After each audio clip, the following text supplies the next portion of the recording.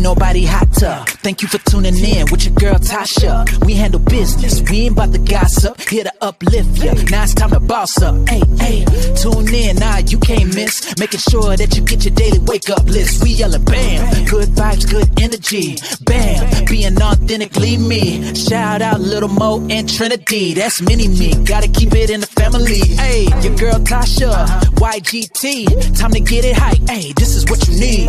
Hey, go ahead, turn it up. This my jam. Being authentically me like bam. With your girl Tasha, hey, let's dance. Being authentically me like bam. Yeah, now it's time to get it. Time to get it. Wake up, time to handle business. Yeah, yeah, hey, now it's time to get it. Time to get it. Wake up, time to handle business. Yeah, we about to get it live with your girl Tasha. Hey, like bam. Let's go.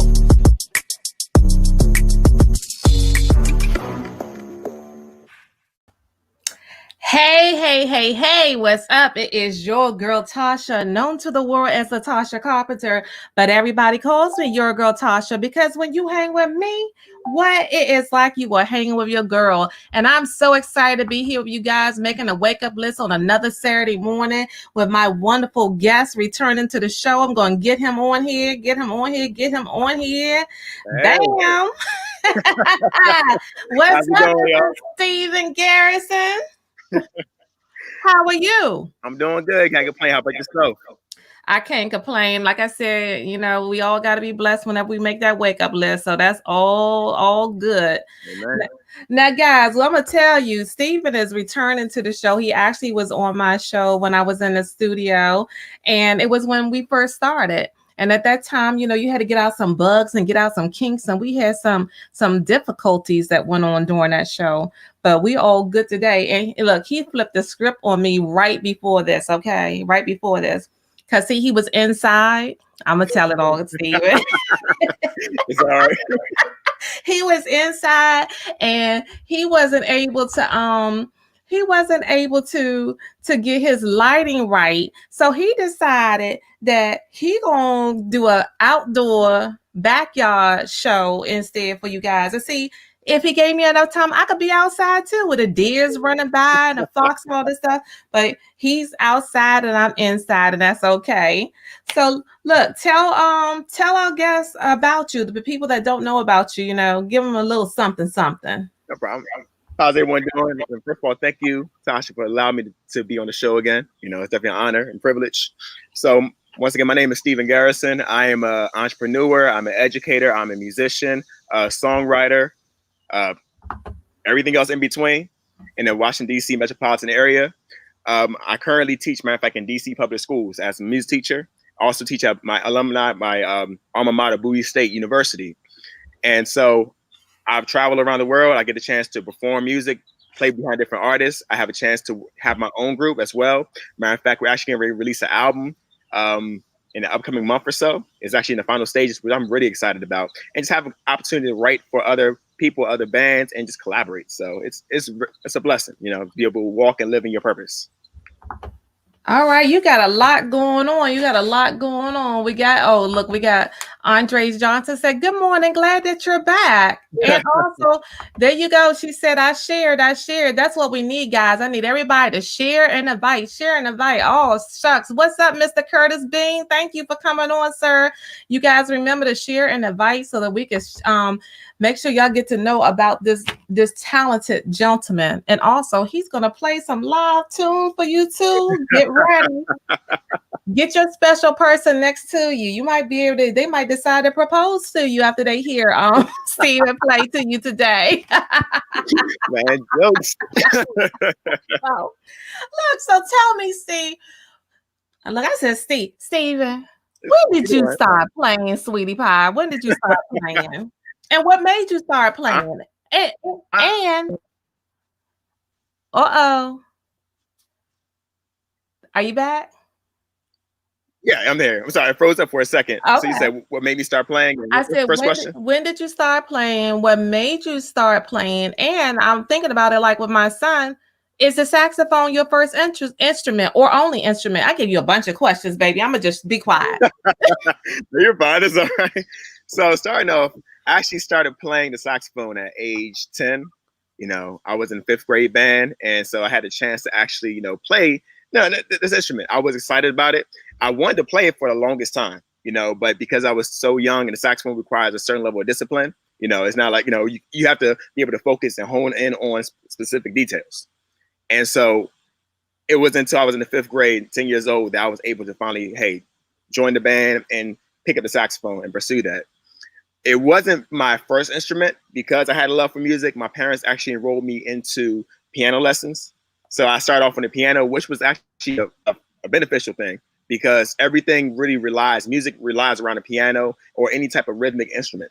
So it actually built not just my appreciation for the saxophone, but it also allowed me to develop my musical ear as well as just different musical concepts that I still use today.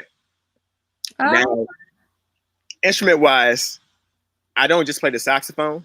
The saxophone is my primary instrument. That's probably the only instrument you'll probably really see me perform on. But I am proficient at the piano. I use that mainly just for songwriting and just for, my practicing, as well as I double on the clarinet and the flute. Now, there's a difference between doubling and being a flutist and clarinet. I want to make that clear. A doubler, one thing while I was in college, my professors, they told me, hey, Steve, you're going to have to learn how to double. I know you don't want to, but you got to learn how to double. And so with that, it's about, let's say the people in orchestras or let's say theater, all right? You have a lot of people there who they're required to play more than one instrument for a certain role.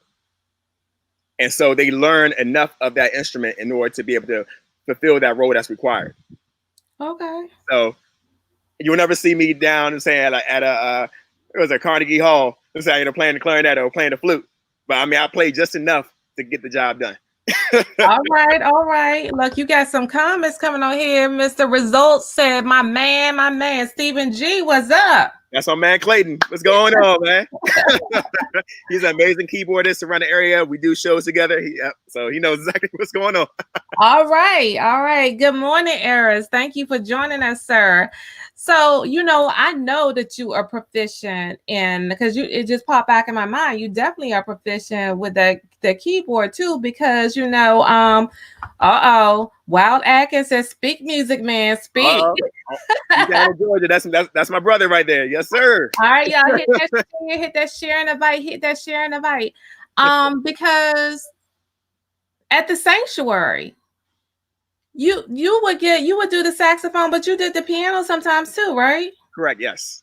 Yeah. Yeah, y'all. Okay. I used to be a member at the Sanctuary Church.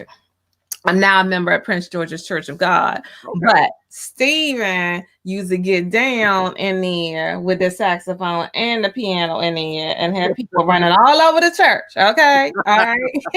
He is definitely proficient at that. So let's see. What do you remember as your first tune that you learned how to play? It's the Twinkle Twinkle Little Star. Yeah, that's why I'm laughing because it's a song that everyone pretty much gets started on. The Hot Cross Buns and Mary Had a Little Lamp, So that was like the foundational tune. I remember my first music book, Accent on Achievement, and how those are the first things because it taught us pretty much like the basics, However, though, when I really got out there, and I started getting proficient in my skills. I actually started doing some duets with my previous sax teacher. My very first sax teacher. He's actually one that put me on my first gig outside like the school concerts. I used to take lessons at this music store. It no longer exists. It was Oxon Hill Music Store, and over there they had a music studio in the back. And so across from the music store, they actually had a library, and so they had recitals over there. And so I had a chance to do a duet with my sax teacher, and that pretty much opened up the entire world of gigging for me. I liked how I felt. I'm sharing the stage with my mentor, and that pretty much right there, I said, I got to get back on the stage. Yes, and when you on the stage, so you get like addicted. Yeah. We haven't looked at backyard, giving us some difficulties with the internet, but that's all right. The saxophone is a sexy instrument. Yes, it is. It is a sexy instrument. But that pops a question up. How many ladies have you got because of your saxophone, Stephen? And are you single or are you married? Give us the details.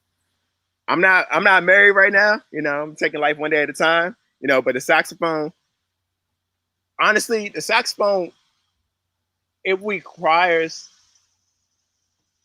I'll say it's a taste, you know, because honestly, growing up, a lot of people weren't really interested in the saxophone.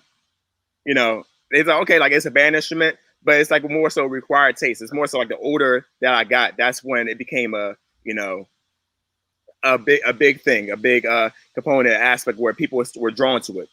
But you know, I remember like saying during my teenage years, during my early 20 years, they weren't, you know, they made like the guitar, the drums, you know, the guitar and the drums was an instrument. However, though, you know, I think it comes with like wisdom, it comes with more with maturity. When you start having a bigger appreciation, your palette for music actually expands. Okay. Right. That's fair. Mr. Andre Collins says, I love traveling to hear Steve playing some of his gigs. That's my former colleague. You know, we taught the same school together. Amazing teacher, very passionate. Yes, sir. Yes, sir. Look, Mr. Collins, you don't even have to travel today. You're going to hear him play right here, right now. So just enjoy it. Share the vibe. Okay. So, of course, with you getting that passion for performing, because when you do it, I never forget coming to see you over at the yoga studio playing with the blend. My man, Brian Christopher. Yes, Mr. Christopher. And that was my first time outside of seeing you in Henry A. Wise or at church playing. And you got loose with it. I said, oh, look at him. Oh, yeah. I mean, honestly, first of all, Brian Christopher, that's my brother right there. I love him to death. He's hilarious. His personality on stage is hilarious. He is the man. He's engaging, you know. And so, you know, it's a certain type of thing. Especially one thing about the arts I really love about it is that you get a chance to set the atmosphere. And so that night, you know, Brian, he set the atmosphere. He had the whole entire vibe going nice. So when you have an atmosphere such as that, it feels so good. It's almost like that feel good type of vibe. You know, you're able to let loose. You're able to, you know, just express yourself and be yourself. And that's the thing about the arts that I love the most. It's such an open expression, such an open interpretation. And so that night right there, it fit the bill right there. You know, so it was amazing. Yes, it is. I love the event, and you know, I look forward to more of them to come through. I think he said something about doing something virtual soon with it. That's supposed to be coming up. Oh, yeah. Mr. Brian there. Okay, so tell me, are you a first when it comes to music in your family, or are there other people that? How did you get involved? I mean, with the family members? So my mother actually played the violin all the way through high school, you know, so she had, you know, and a little bit of piano. So she got a musical concept, you know. I believe I got my ability. Matter of fact, I know for a fact because I love my father's side, but yeah, like I know I've heard them, you know, music wise, and I know I got for a fact I got it from my mother's side. Let's just say that. Okay. Are there singers on the side too, or just any singers? Do you sing? Oh no! I got booed at karaoke. No, the saxophone. I did too. We got something in common.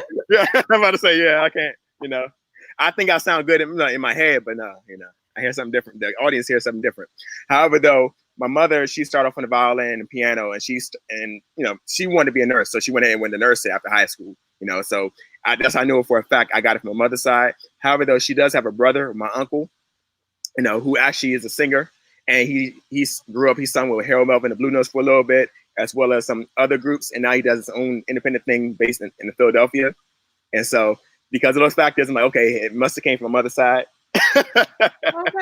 Right. You know, so honestly, right now, I have younger cousins who are trying to pursue music or trying to pursue the arts in general. I would notice people have like a history of artists or a history of musicians or some type of artistry. It's kind of just been like, all right, hey, you know, it's a passion, something I'm passionate about. Let me just go for it. Billy Staten says Steve Garrison, the great groove master. Hello. That's my pastor right there. All right. Woo, well, Pastor, please forgive the next comment from my auntie. She says you have to have good lips to play the saxophone. Is that correct, Steven? Wow, Auntie's showing out. Is that true? I mean, honestly, that is true though. That is true. You know, over time, because the way you play the saxophone, people think you just blow you on the mouthpiece. You actually you have the armature, the lip muscles. You do have to work on that. You know, in terms of being able to grip on the mouthpiece, as well as the stronger it gets, your tone improves. You know, so yeah, that is a major factor though. Your pastor laughed at that. Well, look, he laughed. So tell me something. What musicians do you admire, and why do you admire them? Man, that's a long list. I'm just going based on saxophone. Well, this one trumpet player. One person that I love and I admire, you know, I had a chance to meet. Matter of fact, it's actually two people up front. Has been Kirk Whalum. You know, and Kirk Whalum, his whole entire catalog and brochure, he played with Whitney Houston for I think 18 years. You know, had his own thing. Played with Luther Vandross and a whole bunch of different artists. But the thing about him is that he has that soul. There's something about that soul that he has. You know, when he plays, it's like that conviction. And so that's always really poured over and really catered to me. And it's like you can't listen to without feeling his conviction. And so that's what really encouraged me in my approach to playing with that conviction. The other person is Joe Albright. Joe Albright is another amazing artist where his approach, his playing is beautiful. You know, and also had a chance to meet him as well. Matter of fact, I just met him we reconnected last year at the Capitol Jazz Festival. You know, where he actually played right before us. I was playing Regina Bell, so that was actually a good thing. But he's a big influence in my playing. You also have, of course, the greats Grover Washington. You have Charlie Parker, Miles Davis, Cannonball. You know, so all those different artists, Dexter Gordon, they really bring something to the table. You know, even in the time periods that really has poured into my playing and inspired me to play. Okay, so which ones have you learned from the most then? I mean, honestly, I've learned more, so it's kind of a combination. Charlie Parker, John Coltrane, Cannonball, because they've really taught me the foundation, especially from the jazz aspect, you know, and they kind of like pass the mantle on to the newer musicians. So for me, I studied them more heavily. However, though, in tone-wise, I have to say, in terms of my actual tone, I have to say Joe Albright, Kirk Whalum. Okay. Yeah, it's kind of hard to really narrow it down because artistry is like you're constantly just picking different influences, different things from each artist. So it's like you're creating your own stir pot. Good morning, Aisha. How are you doing, beautiful? And okay, you are sitting down. Are you ready for the next question from my auntie? I see it. I see it already. So, do you do a lot of kissing to keep your lips in shape, Steven? Oh man, he's a favorite for a reason. I mean, I don't think kisses really help. I mean, kisses are nice, but I'm not going to not kiss, but at the same time, I don't think that really, helps into the situation. Oh my God. Okay. I'm not going to put no more of your comments up. It's all right. Lord have mercy. Can't even come out. And I see you up there sweating out there with the sun already. Yeah, the sun ain't playing out here. I know, right? So I think the last time, who was actually your first teacher that you had? Or who was am I getting you in trouble by asking who's your most favorite teacher you ever had? No, you're fine. Okay, because I don't want somebody to be like, I thought I was your favorite teacher. Well, truth be told, that is a hard one to answer. Good. The only reason why I'm not trying to jump around the answers, however, though, but because it was different time periods. And so they did give me what I needed, because two of my teachers I still keep in contact with. Matter of fact, one of my teachers, we're actually on the same faculty, but we stay together. So it's kind of like, hey. So honestly, my first teacher really opened up a lot for me. You know, I'm just gonna say like that. You know, he really got me into gigging. We used to travel up and down from Maryland to Virginia doing different shows. Matter of fact, we actually started playing in the church. That's where I actually started getting my experience playing in the church. We go to different churches. We go down to Stanton, Virginia. You know, wherever. You know, and so I'm forever grateful for him. You know, honestly, I don't know where he is now. You know, he actually he moved down south somewhere, so we don't really keep in touch anymore. But I just pray all is well with him. My second teacher, you know, his name is Christopher Nichols. He's actually a pastor of a church, Emmanuel Baptist Church now. You know, but he's worked with me, and he became like a brother to me. You know, we're closer in age, so he became like a brother to me and really mentored me. And I think, and what makes it kind of different is that because he mentored me not just in music but also with life. Like he's someone I could literally just call on with life situations. So it was such a deeper bond. But don't get me wrong though. When we first started though, my mother had to stay in the room to keep him from killing me, because we were. She'll tell you that story all the time. Like, man, you know, I had to stay in the room. I wanted to go home and take a break, but I knew the moment I leave, you know, saying Steve would act all up, and you'll probably end up taking him out. Right, but you know, because like we bump heads. You know, growing up, I used to be very stubborn. I'm not gonna lie. So you know, I used to bump heads with him, but at the same time, that grew our brotherhood, that grew our relationship. To even to this day, like we call each other, laugh, joke around. We'll talk about random stuff. We'll go out golfing together. So I guess for me, it became more than just a teacher side, but it became a mentorship. And then I did have one last teacher. His name is Dr. William Smith. He actually teaches at Bowie State University, and with him, he helped me out with bridging the gap. You know, where I couldn't really put a lot of pieces together in my music, he's helped me, you know, and actually assisted me. And then after that, you know, a good teacher, not only do they teach you how to learn, you know what I'm saying, you know, but they also put you in positions so you can apply your skills. And that's what he did. So it's really tough to really say, okay, hey, which one's my favorite? Because all of them have really spoke to me in different seasons. And even in this current season, a lot, the last two, they still, you know. Okay. Still, right. Okay. So look, I don't know if we should go ahead and let you stand up, because you might melt before you get to play something. But I think that, well, you know what, maybe people who wants to hear Steven play right now, I think y'all need to share and get about another 25 people to join us each. Gotcha. 25 people each to join us, the numbers that would show right. But you need to get them to come in here so that he could play a tune or something. I don't know. We should do that now, or we should make them wait a little bit longer, huh, Steve? I mean, hey, you know, let's see what they say in the comment section. Oh, look at this. You should have known that. Here we go. Missy Billy Stater said, play Steve. You know, my auntie said, I do. And do you know Kevin Montague? He said cool earlier. Yep, Kevin Montague. Yep, he's also a minister at my church. We go to the same church as well. Yep. All right. So got Prophet St. John in the house, okay? Yeah, all right now. Yes, that's right. Shout them out. Okay. So I guess I'm gonna go ahead. I'm gonna shoot to you, and guys, we're gonna go ahead and let Steve play.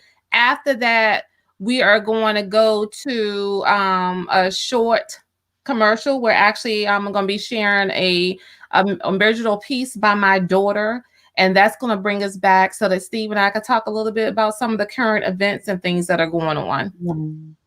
All right, let me get it on you. No Bam. problem. Hey. This thing going on.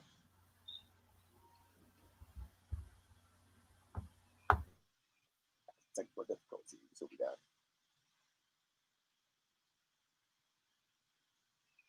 Find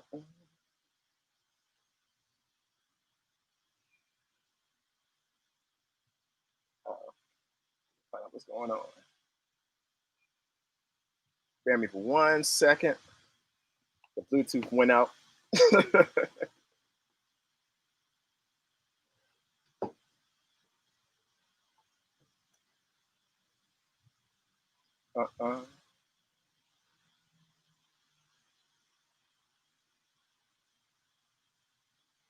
Okay, there we go.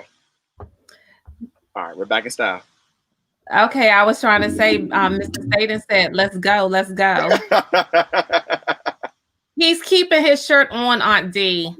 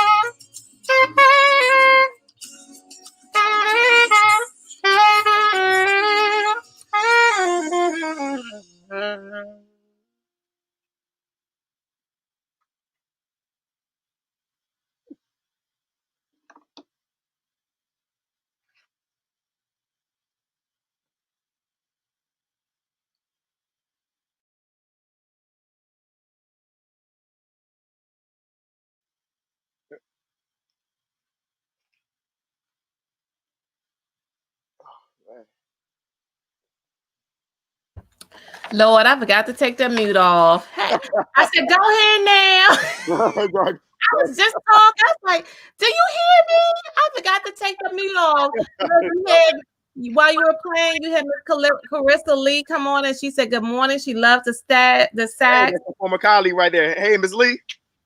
And of course, Billy Sater said, Groove Master in full effect. Pastor, love you, man. And Stephanie Ewe. Yeah, Stephanie Ewe. Yep. What's up, sis? She said, get it, Steve. Oh, here you go. Here you go, another one. Will Atkins, Steve SG, you on it, man. You on it. So Will Atkins, he's also an amazing sax player himself as well. We've actually done shows together. So yes, he played. Matter of fact, I think right now he plays for SOS Band. You know, look, we can send you the. Hey, Will, you got your saxophone? Will, you got your saxophone? Oh, your internet going in and out. Let's see what he says. Will, you got your saxophone? Because I could send you the link to the studio. You could come right in here with us, and the two of y'all could play something together. Look, this is Your Girl Tasha show. That's the way it goes down. All right. Hey. Okay. So look, we're gonna have a duet. He said, always don't play around. We'll inbox him the link. Come on in the studio, Will. We're gonna bring you on too. Okay, so guys, we're gonna break to a quick commercial, and again, we're gonna share, and then we're gonna come back and talk about some current events and a little bit more with Mr. Steve Garrison.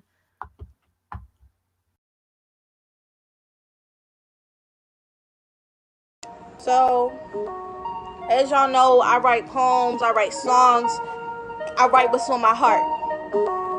And I haven't really said what's on my heart yet on a social platform. And I think a voice is very important. So I wrote this art, and this is how I feel. Here's what I gotta say. No broken windows, no missing merchandise is worth the millions of lives lost or sacrificed. The millions of lives that remain unrecognized in our so-called history books. And the same ones mad ain't never been upset over that 100-year-old debt that we still ain't yet collect. And with all due respect, I'm tired of being respectful to all the disrespectful, all lives matter, black neglect. What side are you on? What side are you on?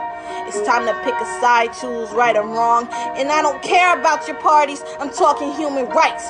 This ain't no BS, they're trying to fight for my life. No justice, no peace, no racist police.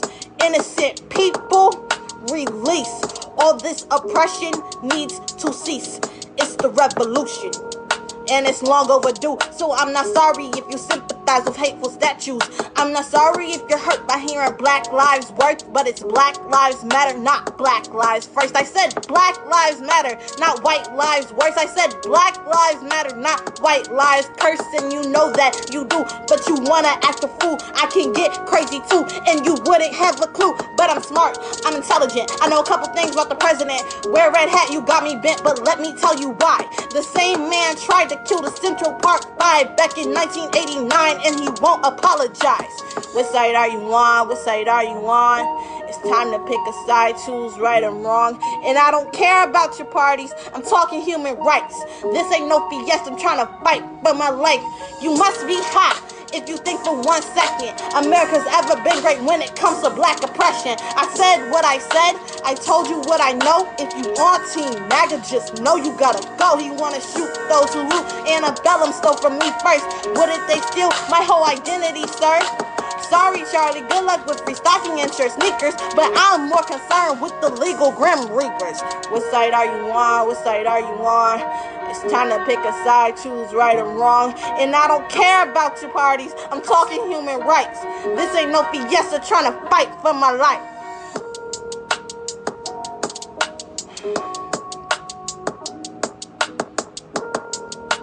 And that's all I have to give right now. All right. So there you have it. And that brings us to talk about some of the current events, Stephen. I mean, really, there's a lot going on today. I mean, if we go to the movement dealing with Black Lives Matter and everything that's happened since George Floyd, the current elections getting ready to come up. And then, of course, this pandemic. I mean, the world has like really, really kicked it up in 2020. That's true. It's been a year unlike many other, especially in our lifetime, Well, no, let me get that wrong. I mean, let me get that correct, because I guess it's more accurate to say that you see that, you talk, if you want to relate it to like the police brutality and what's going on with the racial divide, I want to say more accurately that it reveals that, we have, as a people, have moved forward. We have progressed. However, though, America as a country has not progressed as far as we would love to, because like I said, when you really think about it, the civil rights movement was 50 years ago, that's just like, that's still in his lifetime, it wasn't that far away, I know they were talking about, was it a couple years ago, matter of fact, like, the right to vote, the Right Act that took place, and they went ahead and crossed that bridge again with John Lewis and President Obama and President Obama and so forth. So yeah, honestly, that's a realization. It wasn't that far. It wasn't that long ago. And the fact that it's 2020, and that we're still dealing with these situations. The fact about it is that you're considered a threat because of the color of your skin. The fact that cops are getting off. Like what happened to like fair trial. When even if you're arrested or accused of something, you're allowed, it's your right to be given a fair trial. Nowadays, like, okay, like, hey, like George Floyd or, anybody, Trayvon Martin or, anybody, Michael Brown, they want to take that and like the first thing they want to do is defame the person. Well, he deserved to die. He deserved to do this. It's like, and that's the part that's crazy. I'm like, I didn't know, first of all, I didn't know you were all three branches of government. I didn't know that you're able to prosecute. It's like, that you're the judge and saying the grand jury. So you can decide their fate right then and there. And, and the fact about it, you think about even a situation like, let's say Breonna Taylor. Let's think about Breonna Taylor, and let's think about Ahmaud. I don't want to mess up his last name. Aubrey, right. Let's think about this situation. All right. First of all, Breonna Taylor was arrested. Person they wrongfully went to the house and started shooting up. No freeze, police, nothing like that. They just went ahead and just literally just shot up the house. I mean, where did they do that at? I mean, honestly, that's the very first thing, And then so I'm like, and also to find out that none of the police did anything to help out once they recognized they made a mistake. They didn't sit down there. Oh man, let's call 911. Let's get ambulance. The boyfriend had to go call 911. Really? This is 2020. Was it Ahmaud Aubrey? Aubrey. Right. I just want to make sure I didn't mess up his name. Right. With him, his situation is like, I mean, that was so disrespectful. I'm like, so we wouldn't have known about him dying until the video went viral.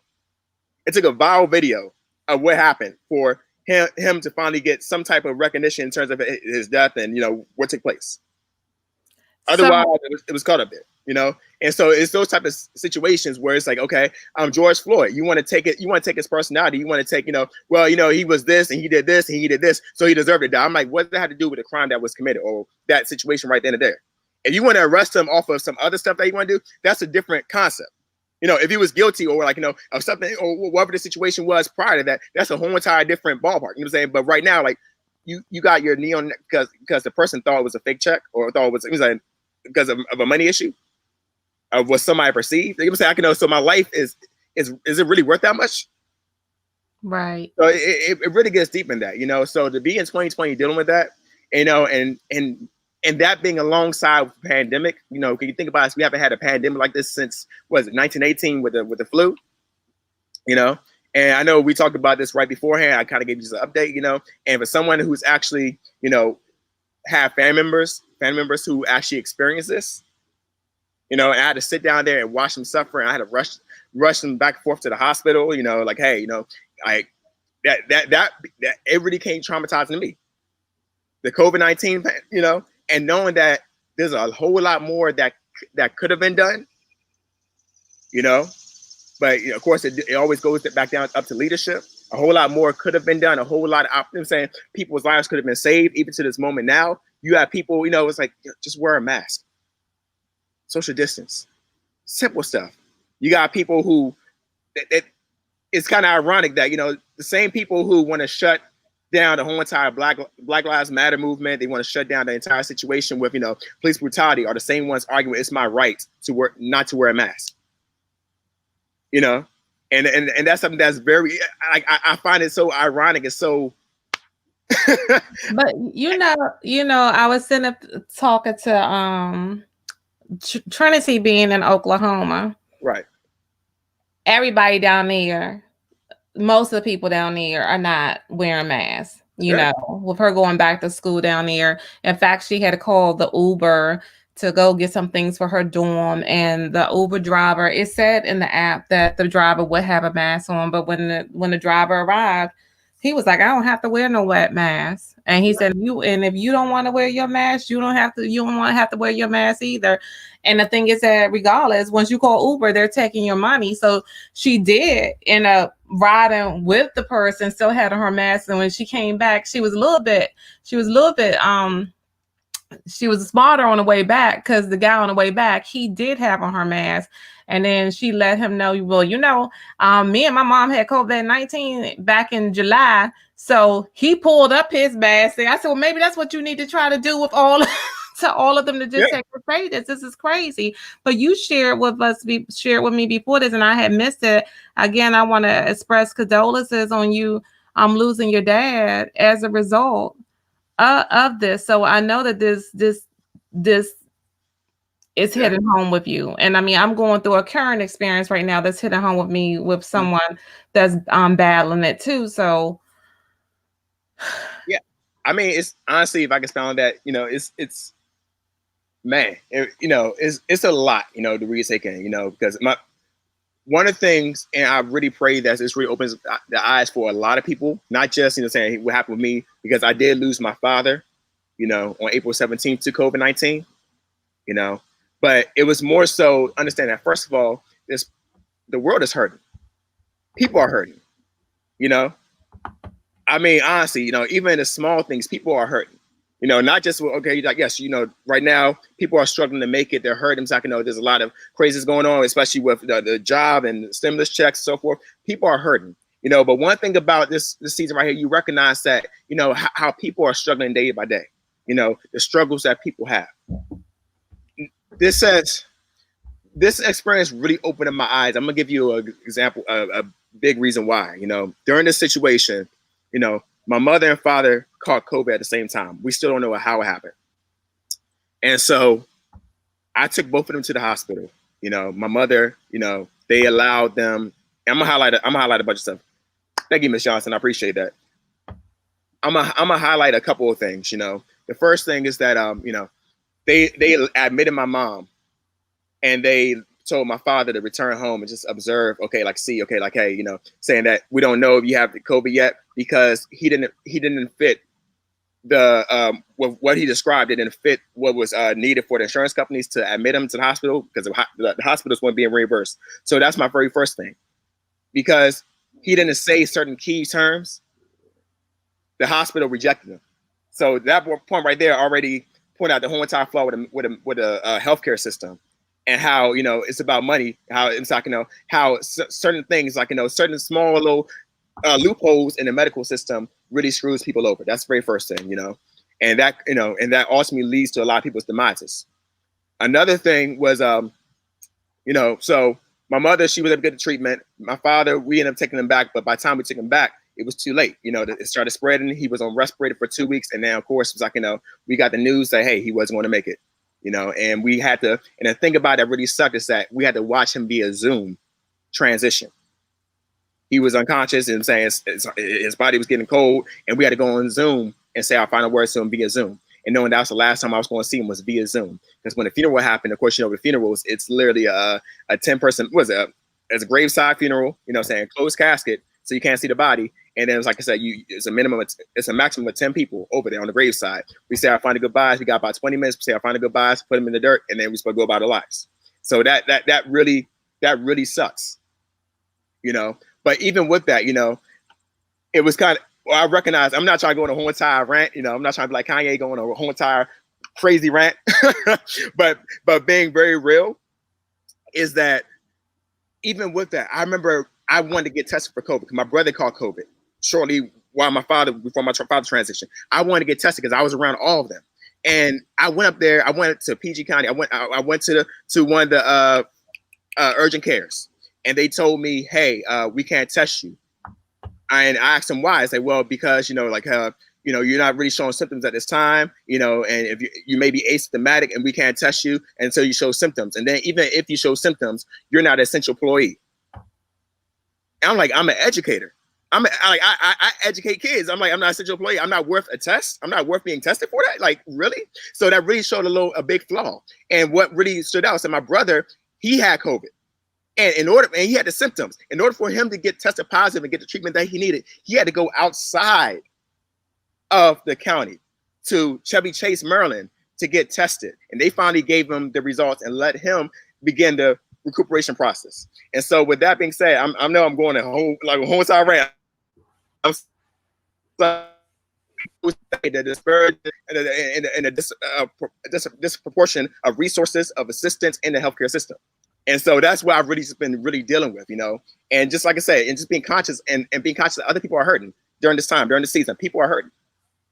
I didn't mean to go on that rant. I know I was talking for a long time. No, you're okay. Because I can understand what you're saying. With you dealing with it back in April, it was still a little bit new. So, June 27th is when Trinity and I first got tested, and we were able to go to patients first over in Annapolis with no issues, but it didn't make no difference because here too, the other thing is that all of the tests were being sent down to North Carolina to the same lab, and you get your results back in like 20 days, wow. Unless you like somebody like with in Kaiser Permanente and stuff. I'm hearing that people getting their tests back in 2 days, but yeah, the process is just really crazy, and you don't know, and they tell you, just self-quarantine and deal with what you have to deal with. So you had some other comments that came up. Of course, you had a few people who are out taking, bring them back real quick. You saw Miss Johnson's. Larnice says she was sorry. We are definitely all going through stuff.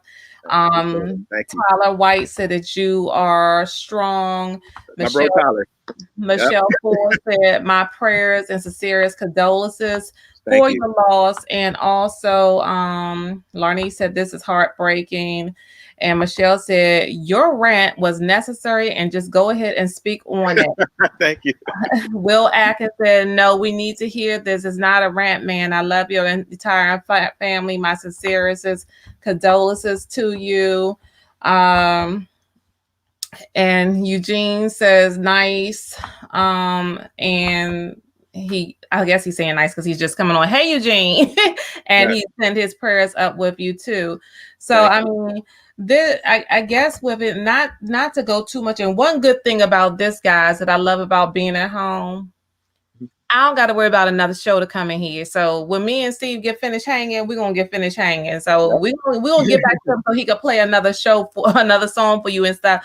But I think this is a definite topic that we just need to speak on. Andre says, I know how you feel. The post office did the same thing to us when anthrax was sent through the mail. Yes, my aunt is a retired post office worker. It's like Pierre Fletcher said, you are a fam. Hey, Pierre, what's going on, man? And now Eugene is saying, yes, hello. So with this, we kind of jump from a lot of stuff here. How do people keep positive? How do the ones that, because you have some people that take the total one side or the other side, is this part of the line. But that's kind of like what Trinity talked about in her poem, is that, this is not about party affiliation. This is not about race. This is about human rights. What side are you on? There should be only one side, and the human rights side. So what do you say to people to keep it where your heart is not getting hardened towards certain groups certain races or, you know, still being positive and all this other kind of stuff. Because I'm gonna tell you, there's some white people that be pissing me off, but there's some black people that be pissing me off too, because some people are so evil in their speaking, how they talk to other people. And you got to try to be balanced and understand that us who are in the middle, we've got to prevail eventually. We got to prevail. So the thing that really has been holding me together, honestly, you know, throughout this season, you know, because I mean, losing a loved one is never easy, never. You know, so I can know, but in a suddenty, you know, because it's a different type of thing when things hit like suddenly.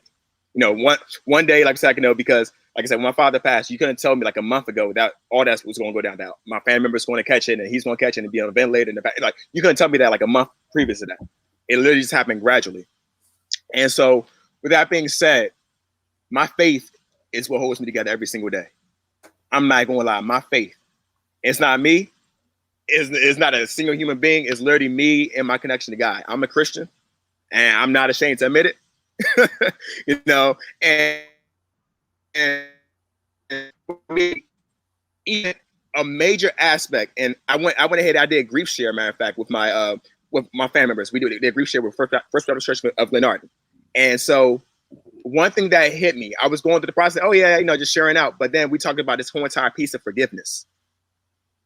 And that forgiveness piece, those who know me know that I brush everything off, you know, like I'm not worried. I don't worry about stuff. If someone does this wrong, I mean, of course, you know, like, okay, I remember that you did me wrong, but at the same time, I don't hold on to grudges. I'm not that type of person. The grudges at the end of the day only poison you. But I didn't recognize how much in the political side and just how much I was just very angry, you know, and not to like turn this into a whole entire political rant, but I was angry at a specific somebody who sits in the White House right now. And I was fired up. I can't even tell you. I was just so angry because I'm like, yo, how, like you knew that this whole entire virus was coming. You knew it. And you chose to like literally call it a hoax, and you know what I'm saying, you brush it off. And then you know what I'm saying, even recently we just say it is what it is. I'm like, man, like, yo, that's my father's blood on your hands. You know what I'm saying? I had to like, so I was angry. But in the midst of that, you know, and God talks to you in your quiet times. You know, I'm not here to preach to y'all. You know, it may sound like I'm preaching to y'all. God talks to you in your quiet times. That's why it says, be still and know I am God. You know? And so God just planted a big, like a small nugget in my head, in my quiet time, in my solitude, you know, and he just said, he reminded me of Jesus when Jesus was on the cross. And Jesus said, Father, forgive them, for they know not what they do. And man, that immediately I was like, man, like, dang, see, God, I was on an angry rant, and you're going to plant that in my head like that? And I had to really reflect on that. That even when Jesus is being persecuted, you recognize that, hey, like he recognized, okay, like, hey, you know what? I still love you. I'm still praying for you. And oftentimes we get so caught up in our emotions and so caught up in our feelings. And yes, we hurt. And it does make sense. And only someone that's saying that's wrong. It's okay to be angry. It's okay to show emotions. But at the same time, people tend to like, hey, just react on that versus understand, hey, is what I'm doing is still aligned to God. Because at the end of the day, it don't make a difference if Trump's in office. It don't make a difference if Biden or Obama, whoever, and everything. God has the final say. You know? And so that really aligns with me, knowing that at the end of the day, God knew that my father was going to be born on November 7th, 1945, and know that he was going to be laid to rest. It was like, you know, or make his transition on April 17th, 2020. It didn't make a difference. It was COVID. If God said this is the day he's going to transition, this was the day he's going to transition. He might not woke up that morning. It was like whichever way, you know. But also I have peace knowing that even despite of that, my father was, like, you know, he transitioned peacefully. He wasn't putting up a fight. He wasn't fighting to the very end. He was already, like, you know, already rested. They had him, you know, like, hey, kind of like, you know, in a seduced coma. So he transitioned peacefully. So knowing that he wasn't suffering on his last days, you know, I give God praise for that. You know, and knowing that, hey, you know, that I know that everything's gonna be fine. I'm taking it one day at a time. But I mean, but going back to that in terms of our culture, is about knowing that. See, man, you don't turn me to a preacher, man. See, you don't turn me to a preacher. See, it's about knowing, first of all, being real. It's like, you know, for those who are a part of Christian faith like I am, you understand that, first of all, Jesus is not, it's not political at all.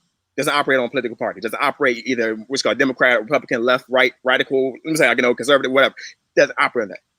Jesus is the individual who literally, hey, walks the world and shows grace, who shows love. It's that individual who, who has you covered, who's not worried about what the world is. Jesus is the person that overcame the world. So why in the world am I worried about what the world operation, what the world system is looking like? Because I have a guy that overcame the world. And for me, that really is saying, times like this really test your faith. It really allows you to align and recognize, okay, hey, you know what? I'm saying, no, it's greater than this.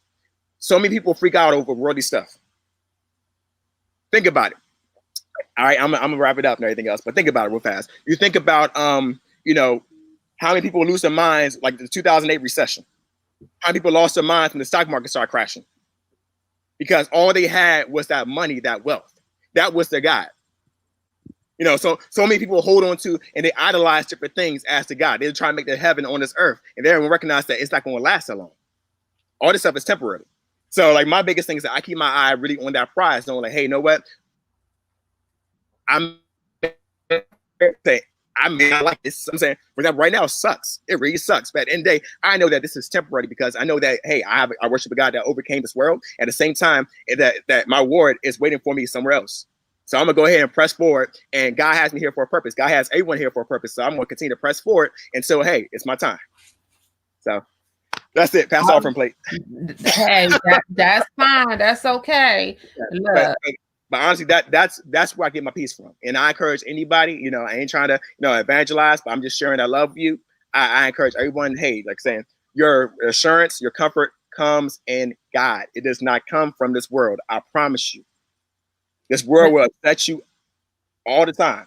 It's inconsistent. So I look for God. So you had Lydia Rufford says God's peace. You got an amen from Andre.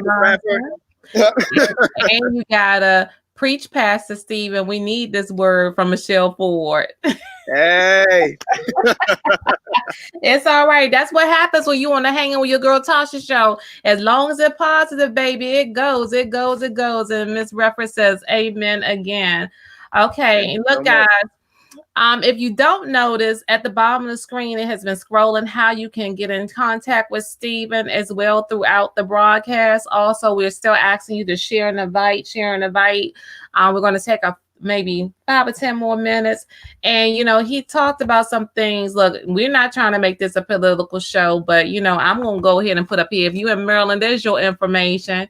Get out there and rock the vote. You need to rock the vote. We really need it. Everything's there to tell you what website to go to if you're not registered, when the early voting is and all this stuff. Y'all been listening to the news. I don't got to say too much. Get the information down. Take a screenshot and go ahead and get out there and vote. If you're not in Maryland, because I have people that watch all over different countries too, wherever you at, make sure you exercise your right to vote. Find out the information that you need to find out for that. Now, Stephen, tell me something. Oh, B. Edward Mitchell says Stephen Garrison is a great man. My man, Bruce Mitchell. We actually worked at the last school I taught at. He was actually a teacher over there. Amazing teacher, amazing guy. I think he has a little bit of preaching in himself, I want to say. I think. All right.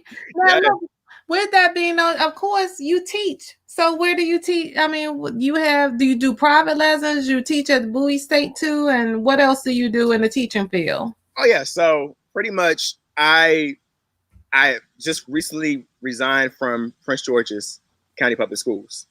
The funny thing about it, all right, just a little backtrack for a second, is that actually I resigned to initially move down to Atlanta. I was going to go ahead and jump down there. Matter of fact, I have been planning for like a year and a half. So I was over saving money and looking at places, got acquainted with the systems. I was going down there, checking out areas as well as performing. And so I was like, all right, cool. I know exactly where I'm going to move at. I know exactly what I'm looking at, so I had everything together. Guy has different plans. So, so here I am now. And so I had the opportunity. I could have returned back to Prince George's County Public Schools. However, though, something told me to give DC a chance, and so now I'm currently teaching in DC public schools. This is actually my first school year teaching in DC, matter of fact. I'm teaching as a music teacher at, and I love it because my demographic, I love Title I schools. I love those low income areas. I love the students who were told that, you know, saying that they're not going to be nothing growing up, or come from crazy households where they look for the classroom and the school building as peace. I love that. You know, I don't prefer that.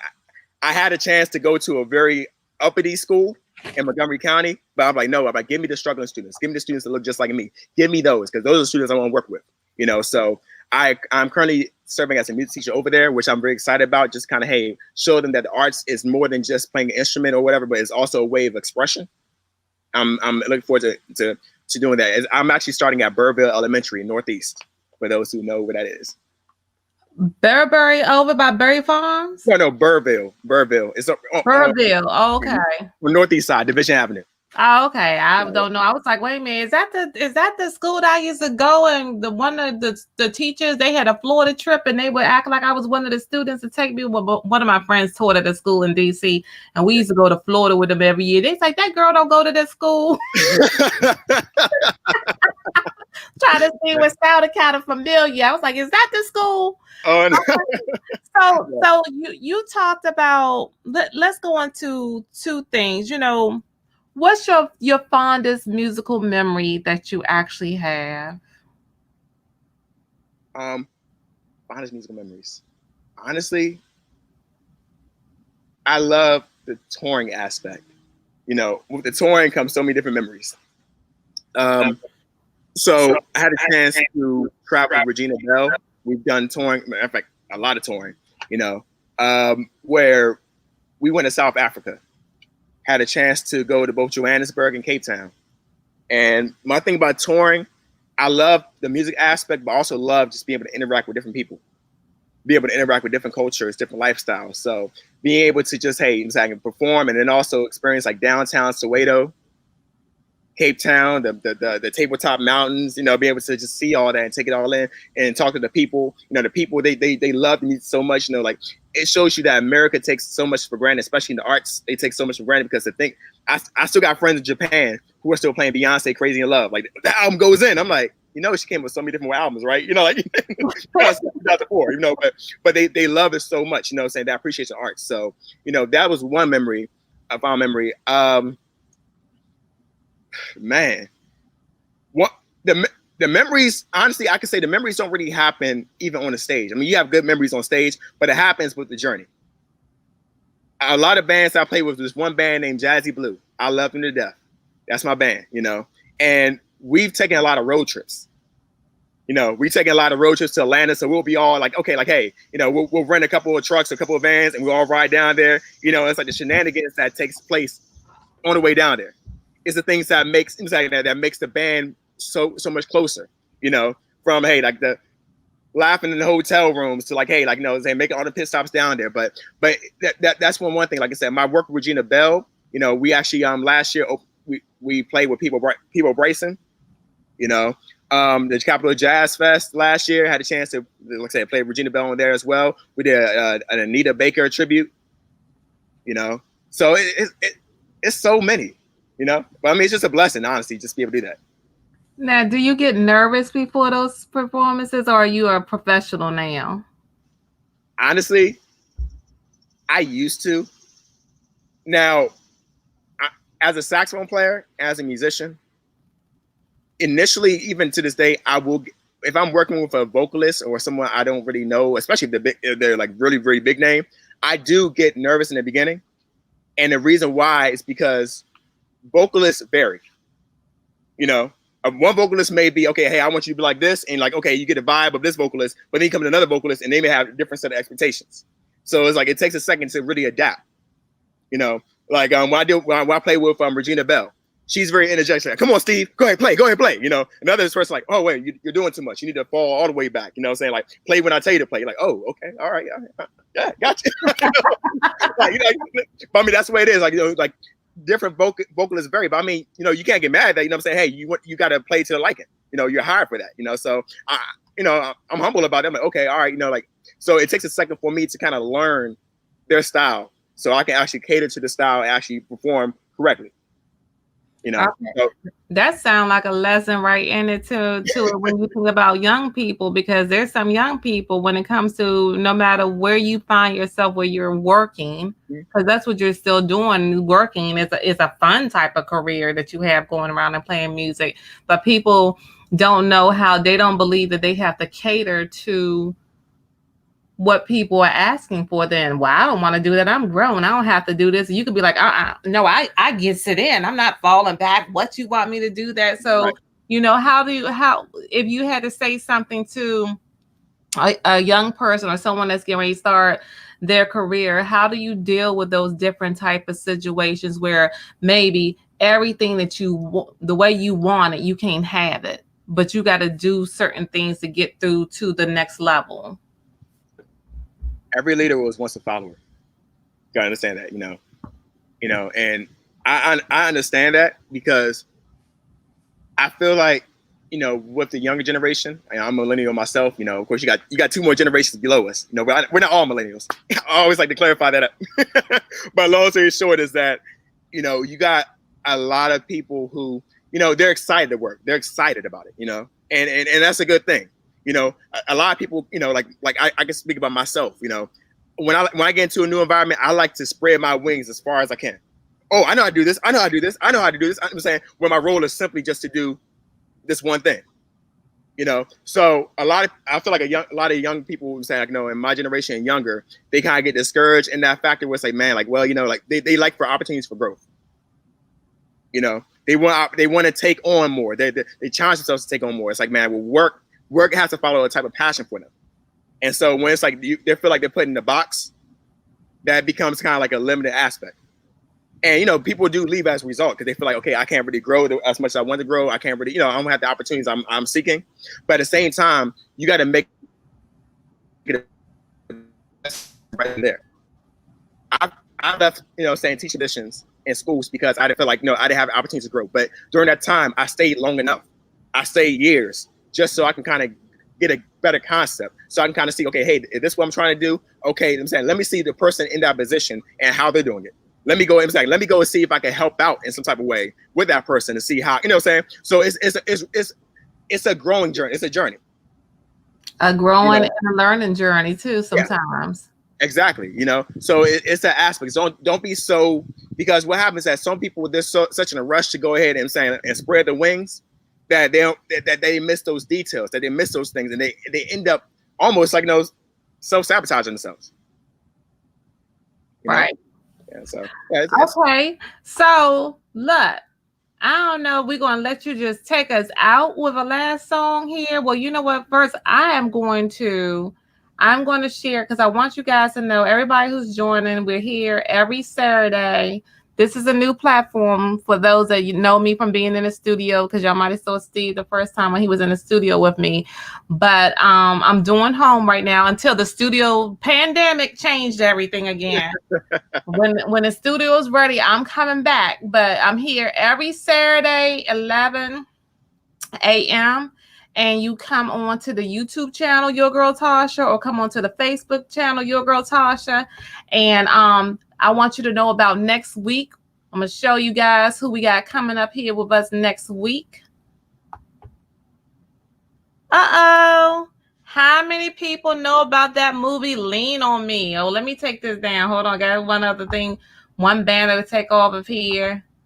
Yes. Lean on Me, Mr. Nettie Green. Are you familiar with him, Steve, by any chance? I can't say I am. I have to check. Okay. So look, remember the movie Lean on Me with Joe Clark, right. And the guys were in the bathroom singing. Oh yeah, yep. Now that group, they actually went to Eastside High School. They were not actors. They were actually students at Eastside High School, and they played themselves in there. So wow. Nitty was a light-skinned one, like me, that was in the bathroom, and now they're grown up. Unfortunately, the young man who's opened up not Sam's, but the first guy that Sam told him to start singing. He's Right. passed away. If I recall correctly, he had a heart attack or a stroke or something. He's gone. man.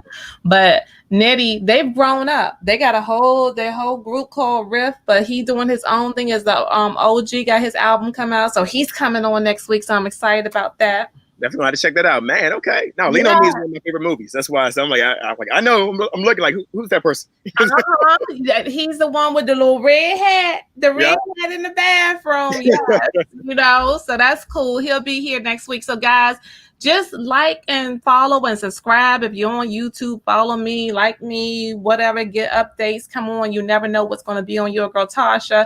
And then I just want to give you the floor to play a last song, but also share anything that you want to tell anybody that you didn't get to say or you think is important to tell people. Oh, just the floor is yours.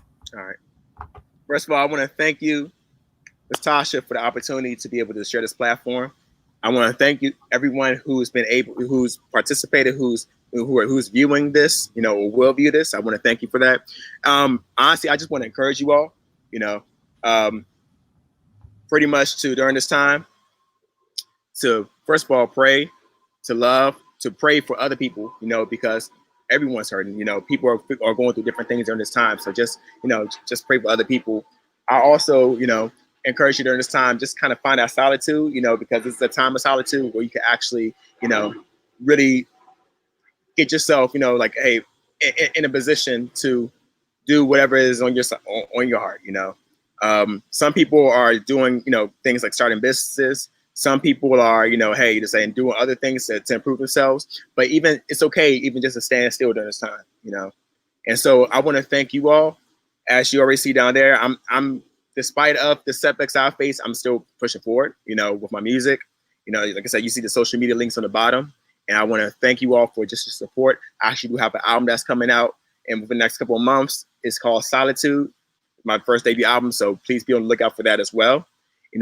But like I said, just stay strong during this time. Got control. So with that being said, I'm gonna go ahead and hit this last tune. And I just want to thank y'all once again for tuning in.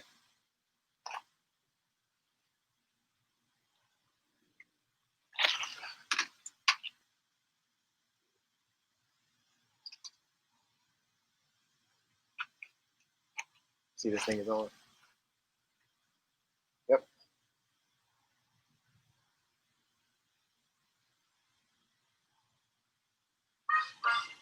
Oh. Make sure it's on again.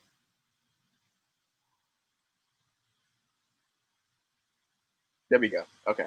We're good to go.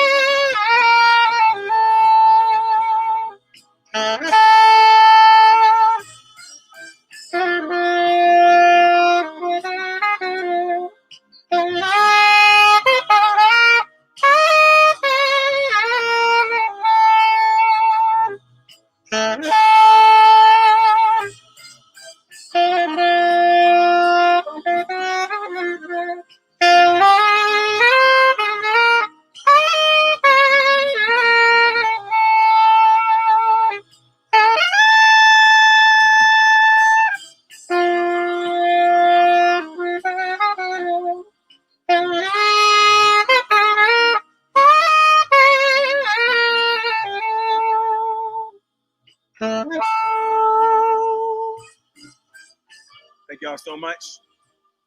Thank you, Miss Tasha, for allowing me to take part in the show today. And I wish y'all a blessed day. Stay safe.